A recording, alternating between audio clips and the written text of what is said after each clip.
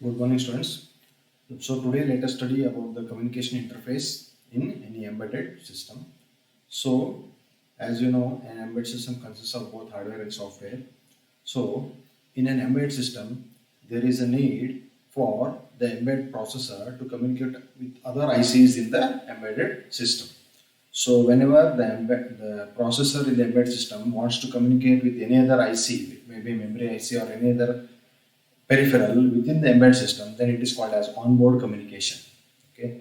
So similarly, suppose an embedded system wants to communicate with any other secondary embedded system that is outside the embedded system, then it is called as external communication interface. So today let us study both the onboard communication interface that is within the embedded system, how the different ICs can communicate with each other, and also the external communication interface where one embedded system can communicate with any other external device. Okay. So the different types of onboard communication interfaces available that you can use in any embedded system are I2C. It is called as inter-integrated circuit. This is one type of communication that you can use in your embedded system. The other one is serial peripheral interface. Okay, this is used for serial communication.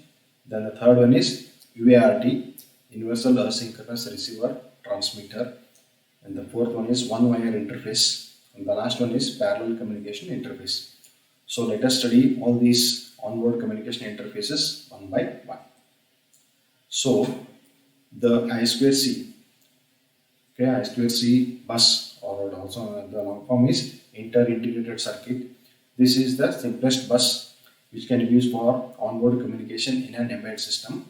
As you can see in this block diagram, the I2C bus has only two wires. One is called as serial data SDA, this line, okay, and the other one is serial clock. Okay, so this is the I2C bus. Any device that is compatible with the I2C bus, that is capable of communicating over an I2C bus, should get connected to the I2C bus here, as it is shown here. See, the device 1 is capable of communicating with the I2C bus, so it is connected to the I2C bus. Similarly, device 2 and 3 are also connected to the I2C bus. And here, one of the microcontroller, this microcontroller is also capable of communicating over I2C bus, so it is also connected to the SDA and SCL lines. Okay, and this SDA and SDA lines are connected to VCC through this pull-up resistors. Okay, so these SDA and SCL lines are internally, they are open drain or open collector, that is they are left open. So in the normal operation, when no communication is going on, the value on these two lines is logic 1, that is VCC. Okay, so this I2C bus is a synchronous communication method because there is a clock pulse here. So it is a synchronous communication. Okay, and also there is only one line for communication. So there is a serial communication. One bit travels at a time. Okay, so it is a synchronous serial communication. And also here in this I2C bus, either the data can flow from the master to the slave device or from slave device to the master. Okay, so at any given point of time, the data can either flow from master to the slave or slave to the master, but not at the same time. So the bidirectional data transfer is possible here, but in only one direction at any given point of time. So this type of communication is called as half duplex. The data can travel in only one direction at any given point of time. So this I2C bus allows serial synchronous half duplex communication. Okay, so in this I2C bus, one of the devices will act as a master and the remaining devices will act as a slave. And also remember that this I2C bus supports multiple masters on the bus, but at any given point of time, only one master can communicate with the slave devices. Okay, simultaneously more than one masters cannot use the bus. Okay, so let us see in detail how this I2C bus works.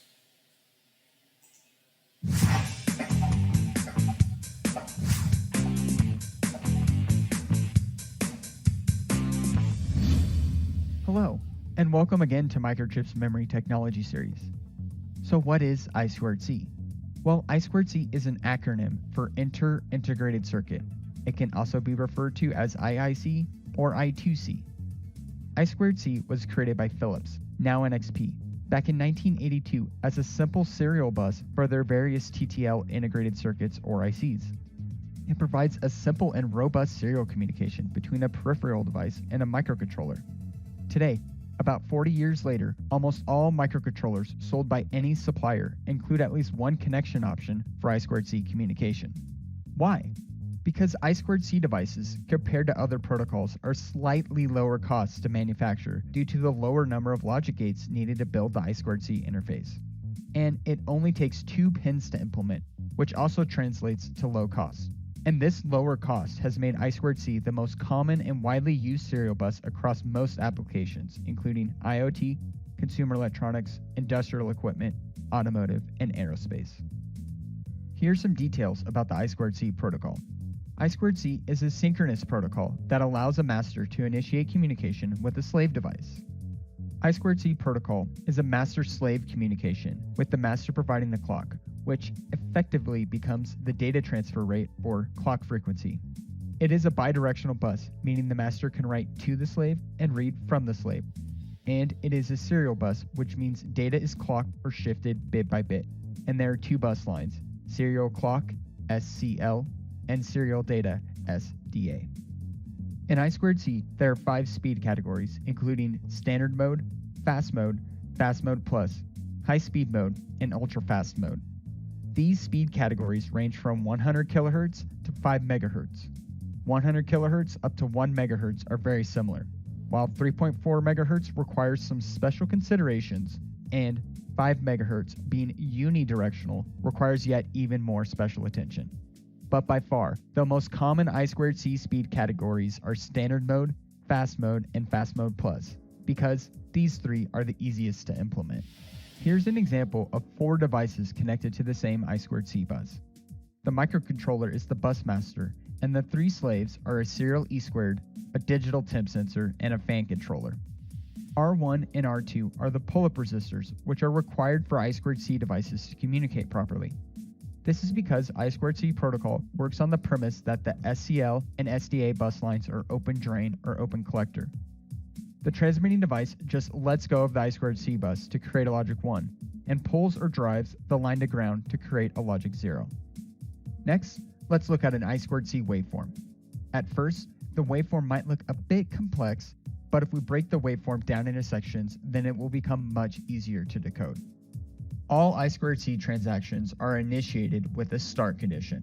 The start condition is defined as the master driving the SDA line low to a logic 0 while SCL remains high. And note that it must be initiated with the I2C bus in an idle state, meaning the SDA and SCL lines are both high, or a logic 1. The slave address immediately follows the start condition, and it can be 7 bits or 10 bits long, although the 7-bit slave address is by far the most common. The slave address will be specified in the device datasheet, and it is important to note that each device on the I2C bus needs a unique slave address.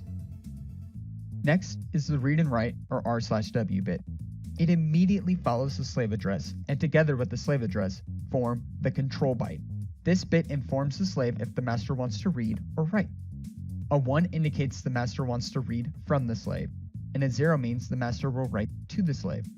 This is easy to remember by just looking at the R/W symbol, as there's a bar over the W, meaning low is its active state. The next section is the acknowledge bits, and we can think of the acknowledge bit like a handshake between the master and the slave. They occur on every 9th clock cycle, regardless of where we're at in the I2C protocol. The device receiving the data is responsible for generating this acknowledge bit, and since I2C is bidirectional, this can either be the master or the slave. A 0 means the receiving device acknowledges or acts, and a 1 indicates the receiving device did not acknowledge or nacks. Coming from the slave, an ACK indicates the byte was received correctly. Coming from the master, an ACK requests that the slave transmit the next byte in the operation. So as you can see here, initially both this SDA serial data line and this serial clock line both are high. Okay. So whenever the master device wants to start the communication, okay, the master device will make this serial line low. Okay, so this serial data line is made as low. Then the communication starts. Now suppose the master wants to communicate with one of the slave devices. Each slave device will have a separate I2C address. So the master will put that address on the data line. So as you can see here, either it may be a 7-bit address or a 10-bit address. Here the 7-bit address is shown here. So this address is placed on the data lines. Okay, so this will be sent on the I2C bus, and immediately after this address data, the master will send whether it wants to read or write from the slave, whether it wants to read from the slave or it wants to write to the slave. So this information is sent on the I2C data lines. Okay, now the slave whose address matches with this address, it will immediately acknowledge. Okay, it will send an acknowledgement back to the master saying that I am ready for the communication. Okay, then next the data will be sent here. So the data will be sent. Suppose the master wants to write to the slave, the master will place the data on the data lines. Okay, then the slave, after reading this data, it will send back an acknowledgement saying that I have read the data. Or suppose when the master wants to read the data, the slave will place the data on the data lines and the master will send back the acknowledgement at this point after reading the data from the slave. A DAC signals the end of the operation. Next is the data byte, and the data byte, or data bytes, contain the information being transferred between the master and the slave. The data contained in this byte can be command bits, register settings, memory contents, sensor readings, or any number of things. And the number of data bytes transmitted is determined by the operation being performed and the structure of the slave device being accessed. Common examples are the word address or register address that the master wants to access, the data to be written in a write operation, or the data from the slave requested in a read operation. And finally, the last section of the I2C protocol is the stop condition. All I2C transactions should be terminated with a stop condition. The stop condition is defined as the master releasing the SDA line while the SCL signal level is high. After a stop condition, the I2C bus will remain in an idle state and will be free for the next I2C transaction. So when the data transmission is over, the master will pull this line to high value. SDA line is made high. Then that means it is end of the communication. Okay. So this is how the data transfer takes place on an I2C bus. Well, that is I2C. Here's some links to some other videos in our memory technology series. Since you just watched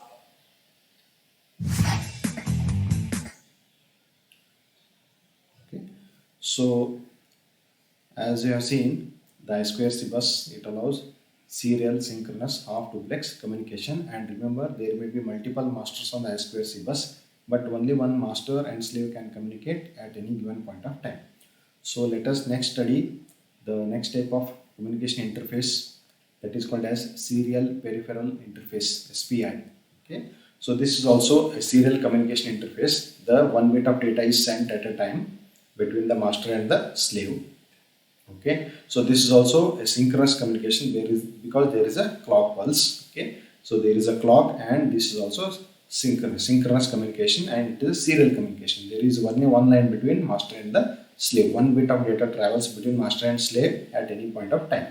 Okay, but here the difference between the SPI and the I2C is, as we saw in the I2C, okay, it is a half duplex communication, but whereas in case of SPI, it allows full duplex communication. That means the data can travel from the master to the slave, and at the same time the data can travel from slave to the master.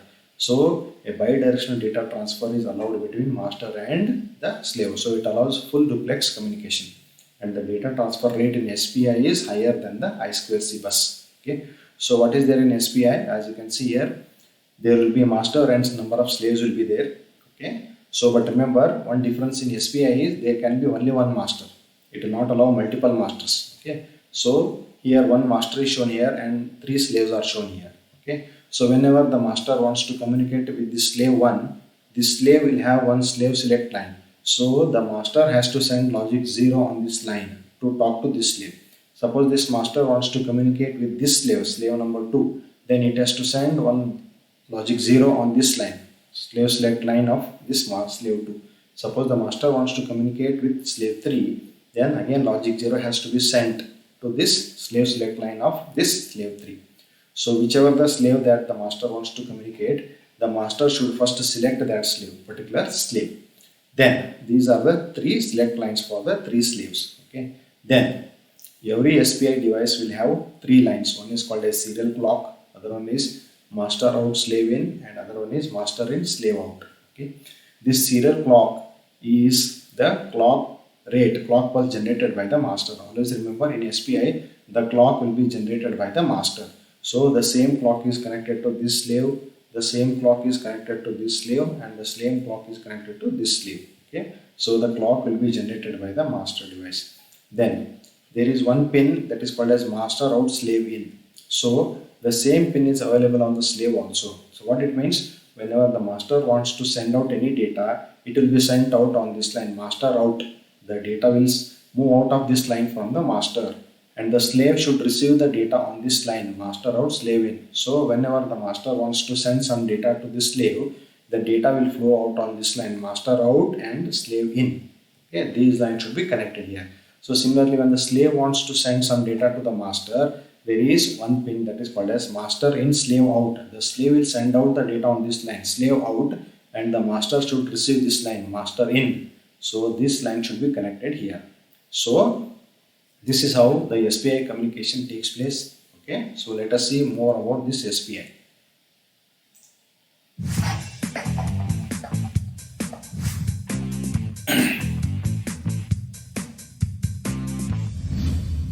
Hello and welcome again to Microchip's Memory Technology Series.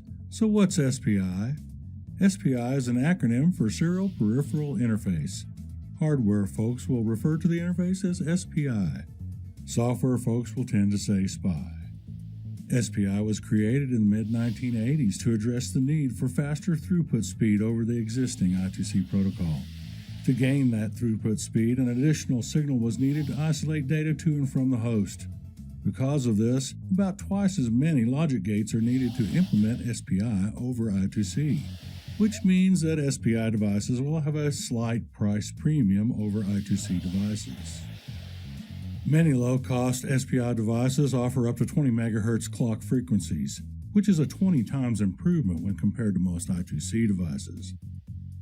Higher density SPI memories may even offer dual and or quad SPI to increase the throughput speed up to 144 MHz. SPI devices are found in standalone memory devices like NOR flash, serial EEPROMs, EERAMs, and SRAM devices, secure digital memory cards, liquid crystal displays, A to D and D to A converters, and real-time clocks.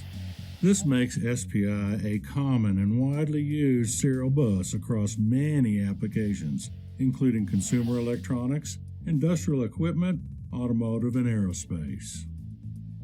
SPI is also referred to as a 4-wire bus, as there are 3 bus signals: serial clock or SCK, master out slave in or MOSI, and master in slave out or MISO. But because SPI does not include a slave addressing method in the protocol, a 4th signal, chip select or CS, is needed to select each slave. Here is an example of 4 devices connected to the same SPI bus. The microcontroller is the SPI bus master, and the 3 slaves are an A to D converter, a serial EEPROM, and an LCD. Note that each slave device needs its own CS signal or I/O port on the MCU. That is a total of 6 signals versus the 2 signals in a 3-slave I2C system.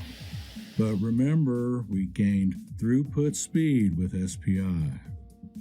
SPI protocol defines 4 modes of operation related to the clock default level and which clock edges data is sampled on and driven out on. The clock default level for mode 0 and mode 1 is low, and the clock default level for mode 2 and mode 3 is high. Mode 0 and mode 3 sample data on the rising SCK edges and drive data out on the falling SCK edges, whereas for mode 1 and mode 2, data is sampled on the falling edges and driven out on the rising edges.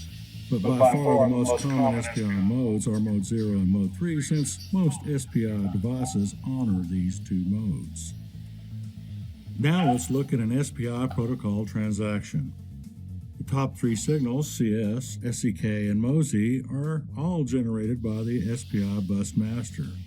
And the bottom signal, MISO, is generated by the slave that is selected. To start an SPI transaction, the master must select the slave device by asserting CS or driving CS low. This tells the specific slave to listen for an SPI command, also called an opcode. After CS has been driven low, the master then generates clocks on SEK to shift command and/or data bytes into the slave using the MOSI signal. The number of data bytes transmitted is dependent on the transaction type and the design of the slave device being accessed. When the master requests data from the slave will transmit the requested data to the master on the MISO signal. Once the transaction is complete, the master terminates the SPI transaction by driving chip select high to deselect the slave device. Well, that is SPI. Now that you understand SPI, here's some links to other related topics that... So, as you can see here, okay, as you just saw, so once this particular slave is selected for communication, the master will generate the clock on the clock lines. Okay, then for every clock pulse, one bit of data will move out of this line. It will go to the slave. At the same time, if the slave has any data to be sent to the master, that will move out of this line MISO and it will be entered into master. So for every one clock pulse, one bit of data can move from master to the slave. At the same time, one bit of data can come from slave to the master. So this is how the SPI works. Okay, so let us now study the next onboard communication interface, that is called as UART, Universal Asynchronous Receiver Transmitter. Okay, so this is also one of the commonly used communication interface in case of embedded systems. Okay, so this will have two lines. One is called as transmit data, other one is receive data. So there are two devices now, two ICs that wants to communicate using UART. So the transmit line of the first device is connected to the receive input of the second line, and the receive input of the first device is connected to the transmit input of the transmit pin of the second device. So before starting the communication, these two devices must agree upon what will be the number of bits per 1 byte. In how many bits will be there in 1 byte? What is the data transfer rate? Okay, how many start bits will be used? How many stop bits will be used? And what type of parity will be used? So after agreeing upon all these terms, the data will be transmitted from transmit to receive line, or from at the same time the data can be transmitted from transmit to the receive line of the second device. Okay, so let us see more about this UART.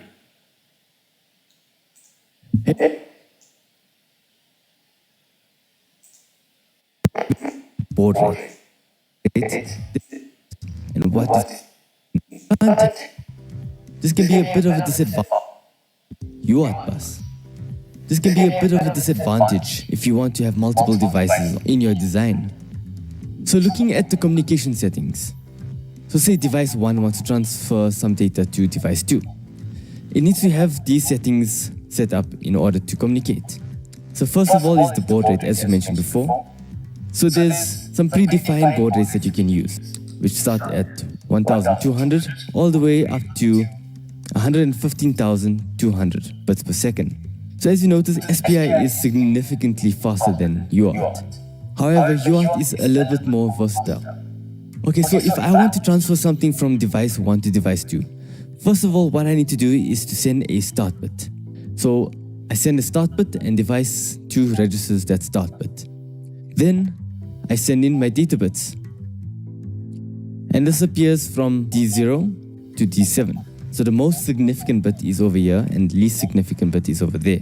It's quite the opposite on SPI and I2C.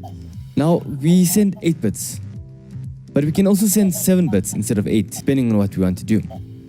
What is also nice about UART is that we can send a parity bit. Now a parity bit is a single bit error checking mechanism. So your parity bit can either be odd or even. So if you set it to odd, so say for example, we count 4 ones. So there's 1, 2, 3, 4. So there's 4 ones. That means it is an even number.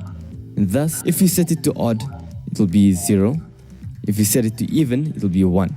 Now, if you have 5 ones, for example, you know that it's an odd number. If it's odd, then odd will say 1. And if it was even, it will be 0. It's quite simple. And it's a very simple method for error checking.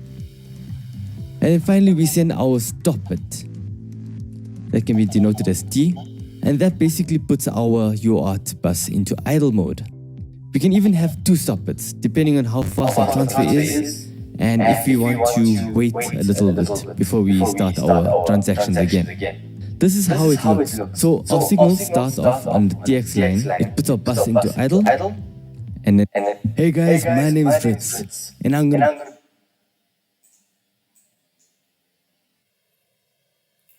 So as you can see here, okay, so initially, suppose the device 1 wants to send some data to the device 2. First, this device 1 will send the start bit on this line, transmit line. Then it will go on transmitting the data lines. Then, after transmitting the data lines, suppose the event parity has been chosen. Then for this data that is sent, event parity bit is calculated by this device 1, that will be added to the, after the data that will be sent to the device 2. Then after sending this parity bit, okay, then 1 or 2 stop bits will be transmitted. Then this device 2, it removes, okay, this start bit, it removes parity and it removes the stop bits. It will only form this byte, calculate the parity, it will check with the received parity whether the data has been correctly received or not. Okay, so in this way, the device 1 can transmit data to the device 2 by using this UART.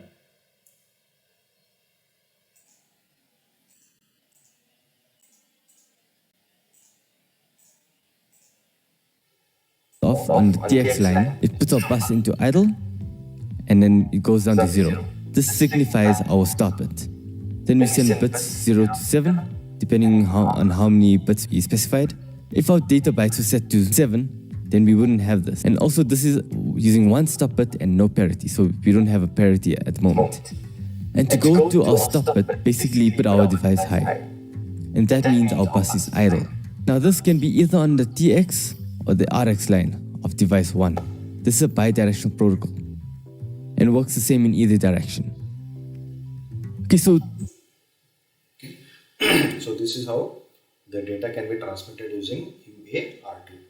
So students, today we have seen 3 of the onboard communication interfaces. The first one we have seen is I2C, inter IC bus, okay, IIC, inter integrated circuit bus. The second one we have seen is SPI, serial peripheral interface, okay, and the third one is UART. Okay, so in the next class we will see the remaining 2 types of onboard communication interface. Thank you.